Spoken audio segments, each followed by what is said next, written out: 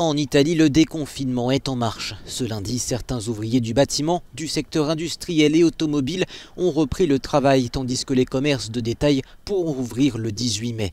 Mais l'économie risque bien de mettre plus longtemps à s'en remettre. Et surtout, le pays n'en a pas fini avec la pandémie. 333 nouveaux décès ont été recensés ces dernières 24 heures. Pour se remettre en selle, Rome s'est résolu à demander l'aide du Fonds de solidarité de l'Union européenne, doté de 800 millions d'euros. Nous allons recueillir toutes les demandes liées au coronavirus d'ici au 24 juin et nous les évaluerons ensuite ensemble afin de nous assurer que nous traitons équitablement de tous les cas.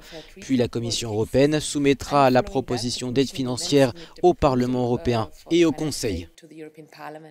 L'Italie est le premier pays à avoir en fait présenté cette lettre d'intention.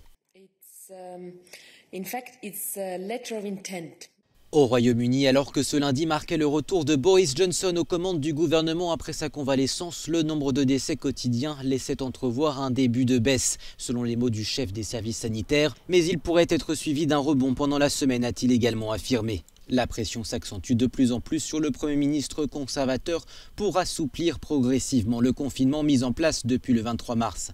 Enfin, en France, le gouvernement est attendu au tournant ce mardi avec la présentation du plan déconfinement à l'Assemblée nationale. Mais preuve que le pays n'en a pas fini, lui non plus avec la pandémie. 437 nouveaux décès ont été enregistrés au cours des dernières 24 heures. Un bilan quotidien qui repart nettement à la hausse comparé à dimanche. En tout, près de 24 000 personnes sont décédées du coronavirus en France.